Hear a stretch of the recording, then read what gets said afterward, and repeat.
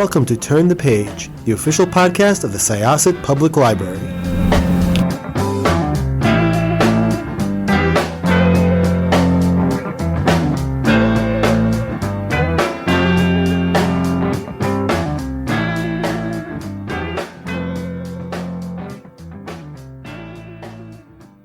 Hello and welcome to Syosset Public Library's official podcast, Turn the Page. I am Meghan, one of the children's librarians here at Syosset, and I am thrilled to have author Katy Rose on the podcast today. We're going to be discussing Katy's new book, MISS PRIM Goes Wild. So, Katy, I'm so excited to talk to you. How did you get the inspiration for this book? Oh, thank you so much. And it is such a pleasure to be here. Thank you, Meghan. The inspiration for this book was multifaceted, came from a number of sources.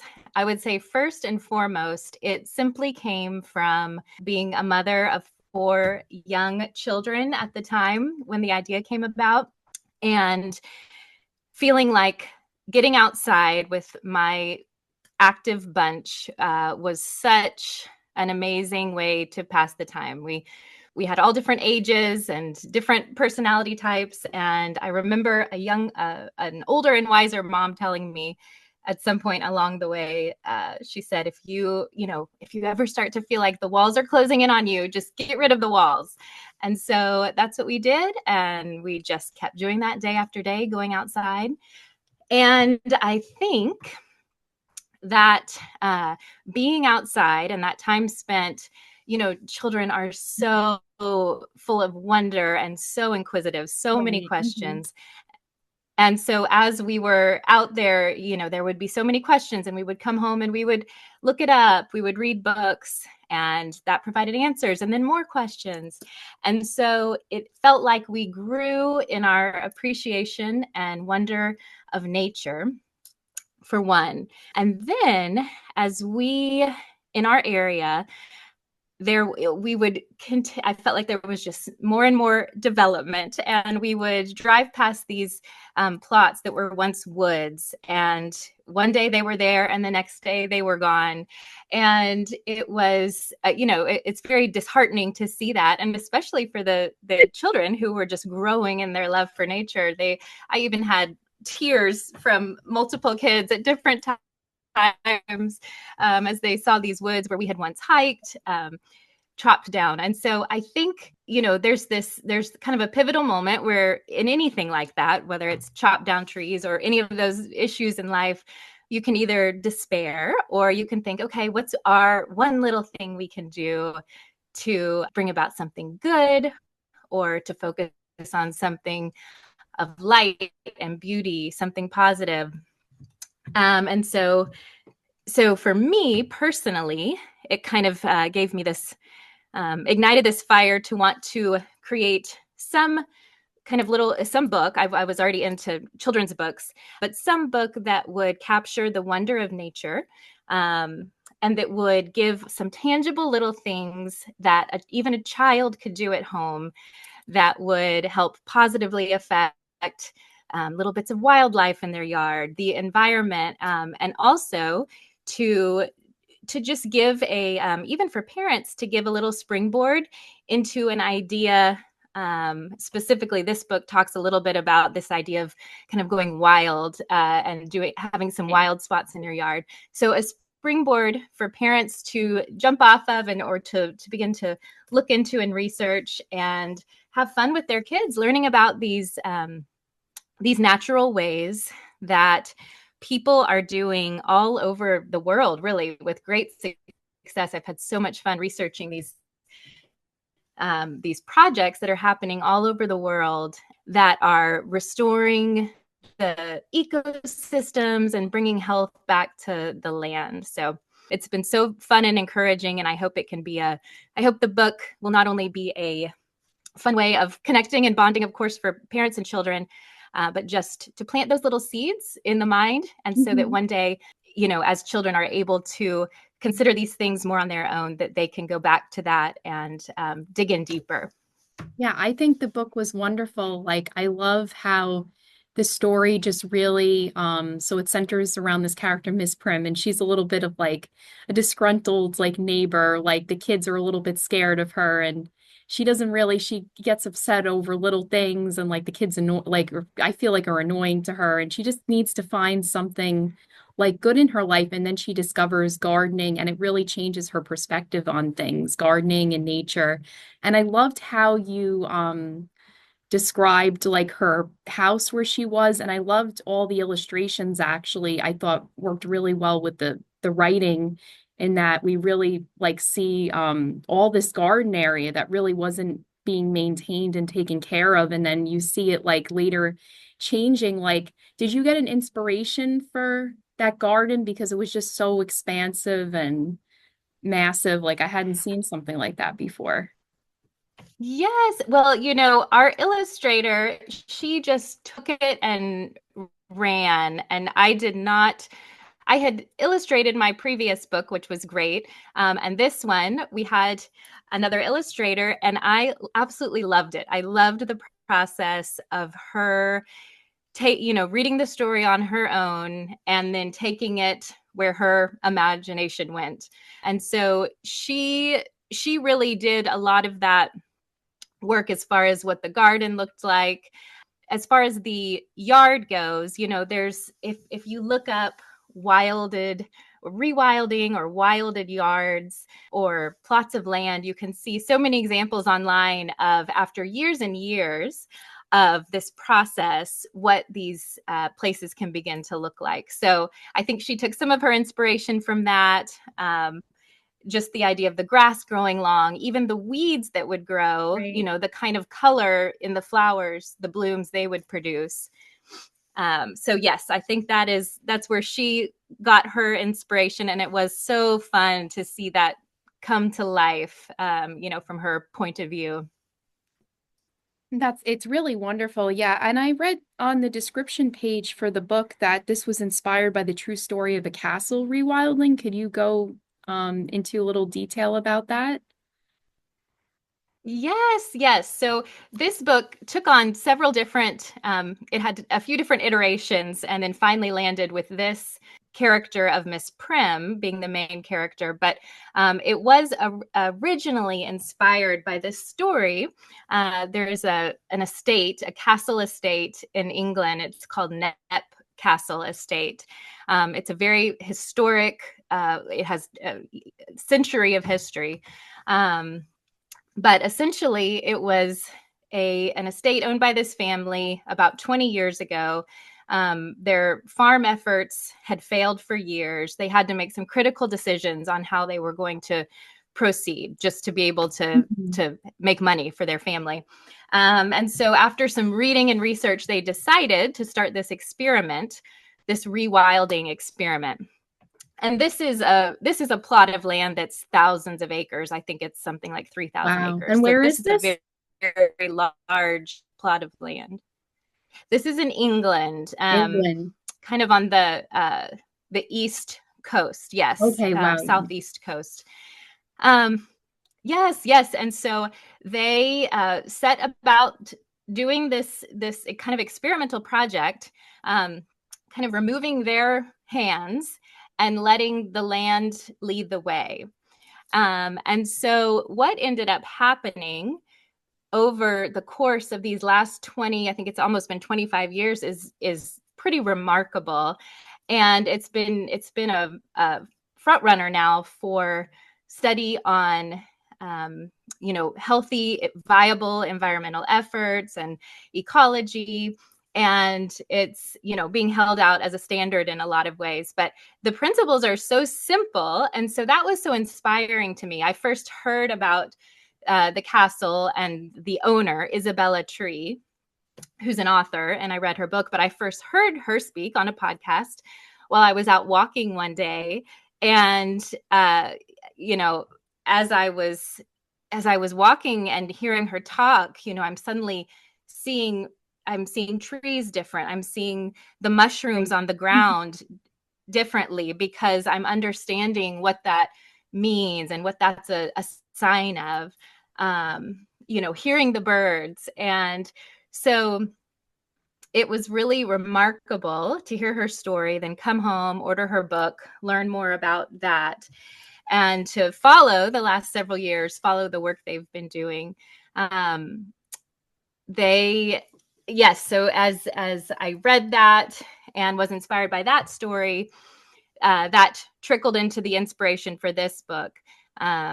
And so, yes, it's fascinating. I have not been there yet, but I am determined that I am going to get there someday and see their work.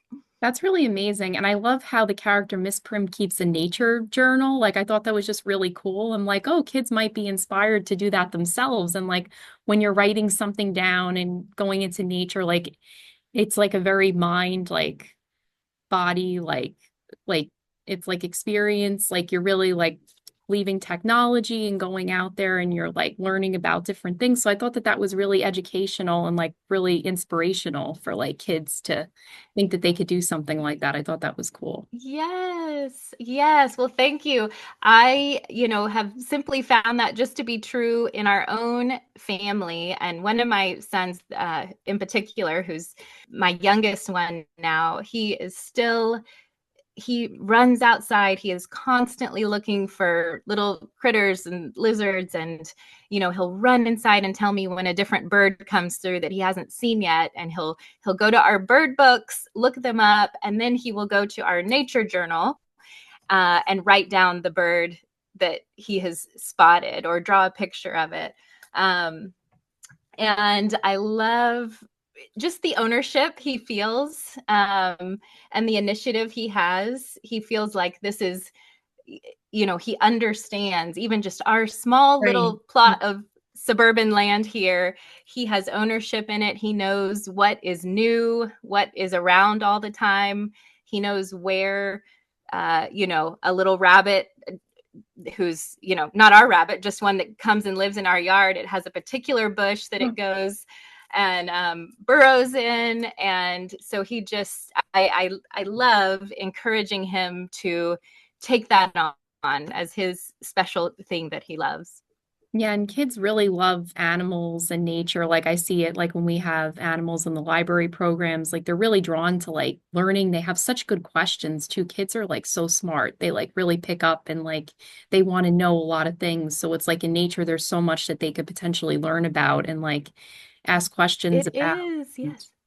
It's really great. And it's a community Yes, type activity. Like even in the book, like you see a lot of community action going on and friendships, like as this yard expands and grows more, the kids start to come to the yard and Miss Prim has a change like that happens with her, like in the community, how she yes. becomes more part of the community. So it's like we actually started a few years ago. Some of my coworkers had an idea for a seed library. So, gardening and what it's just a community based activity and like maintaining like a garden and getting out into nature. Like it's something great for children to experience and adults I alike. love that. That's amazing. Yes. And like you said, children possess this natural wonder for nature and animals, like you said. And I think that's what was so heartening for me as a young mom to feel like I could get out with them. I didn't have to bring anything along. There's no screens involved. There's nothing else besides this gift of nature. And yet they are so captivated and they're so inquisitive and they're bending down and looking at everything and they're collecting things to bring back to their little collections at home. And I think even just that simple act between a parent and the child was something that was so beautiful and helpful for me as a young, exhausted mom, Hey, just to kind of let nature do the work, go right. out and supervise and be with them, but to enter into their wonder. And that creates such a special bond because when your children see that you are interested in something that they are interested in, it's a way that, spells love to them. So it, I think, it has created being out in nature has created so many memories for our family that I just will cherish. Yeah, it's a wonderful because it's something that everyone, like in your family and other families, community, everyone can be a part of. Like when we're sitting behind a screen sometimes or not getting outside, we're not, communicating or being, having that relationship with others, and I think it's very important and something kids can really benefit from, for a lot of reasons to get out into nature. Exactly. Yeah. Exactly. And even the more I read, I said I had, mentioned earlier, it provided more questions and then more answers and more reading. And another point of inspiration for the book was just reading all of the positive benefits that research and science are showing now as to the mental benefits, the emotional benefits, the physical benefits. It really is astounding. And so it's this idea that, wow, we have this gift all around us. We have the chance to steward it well, and it actually is constantly giving back to us. It's just this beautiful cycle. Right. Yeah, it really does give so much to us, and we can give so much to nature by taking care of. And like that, I think that that's an important message too, to teach children that we should try to take care of nature and, value and appreciate, all that we have, and not take things for granted, with that. And I think that's a Exactly. really powerful message too. Do you think there was any other message that you really wanted to give that kids can get out of this book that you wrote? Yes, I think I was thinking of a handful of different groups with this book, one, and I've touched on a couple of these, but one being the parents. And, a lot of times when I'm writing children's stories, as a parent, I'm also writing to the parents because I Right. know typically it's the parent Yes. that's going to be reading it to them. And so I think back on the children's books that have touched my heart or moved me in some way. And so I think, like I said, with the parents, just giving the inspiration to be outside with your children, discover with them, learn with them.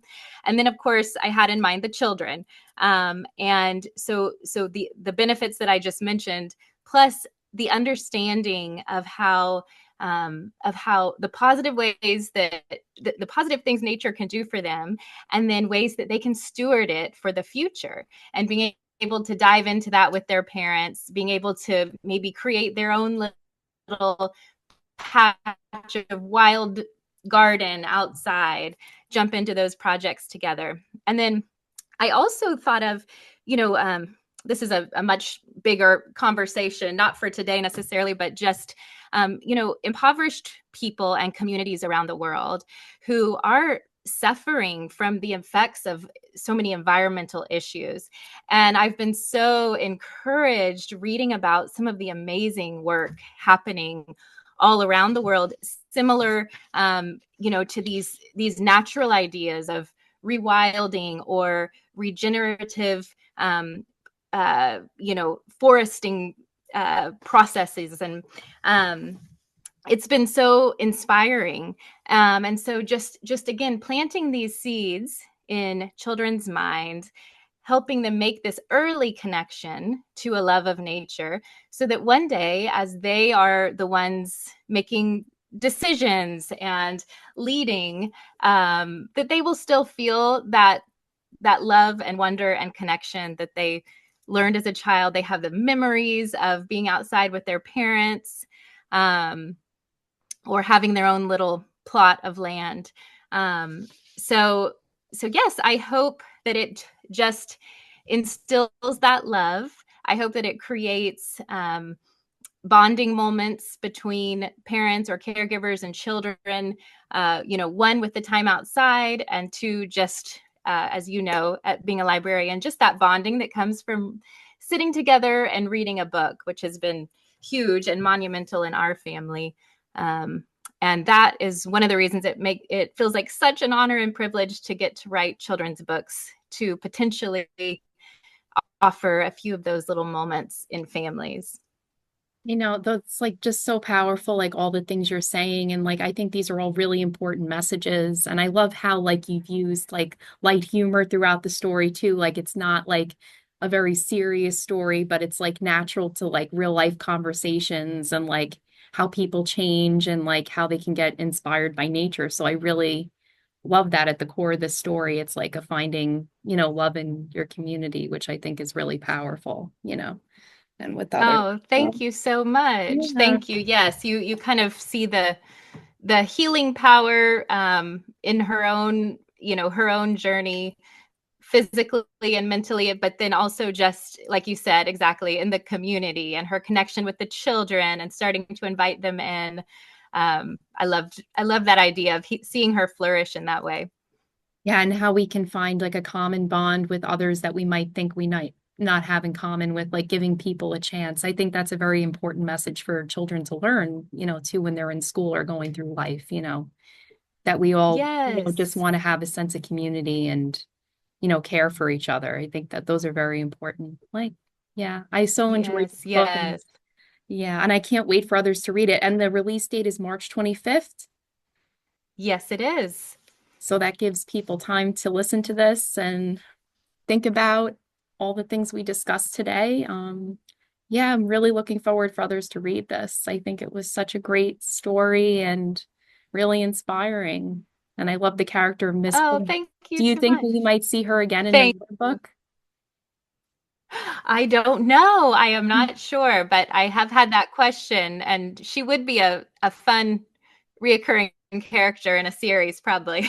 Yeah, definitely. Yeah, she was quite a character, but I love to see like her evolve and change throughout the Yes. story. Yes, that was really cool. Yes. My children just the other day were laughing, coming up with ideas for all the other adventures Miss Prim, the wild Miss Prim could have. Yeah, yeah, that'd be great. Like, yeah, just seeing her like on a nature trek or something, like out someplace. Like, that'd Yes. be really Yes. cool. Yeah. Well, thank you so much for your time today. I think that that was a lot of what I had to ask about the story, but I'm so looking forward to it being like officially out there and definitely going to tell families about it at the library. So they hope to read it. So Oh, definitely thank you recommend so it. much. And thank you for all that you do. You have such Oh, important work. And my children and I actually probably going outside and going to the library, those were our two main activities for years and years. We yeah. have such cherished memories. And so Oh. thank you for all you do. Oh, thank you for being appreciative of that. Yeah, when I was a kid, I came to the library all the time. So to be a librarian here, the same library, it's pretty cool. Wow. And Oh, that's yeah, to see, amazing. it's like to go through that and like That like is role awesome. for coming in as a patron, and being working in a library. Like it's been a really great experience. So That is incredible. I love that. yeah. Yeah, well, it was such a pleasure speaking with you today, Katy, author Katy Rose, on our Turn the Page podcast. And I'm Megan, the children's librarian's here. So I think we're going to close this chapter of Turn the Page. Thank you so much, Katy. And we'll look forward to Miss Prim Goes Wild on March 25th. It's time to close this chapter of Turn the Page. Join us for the next episode.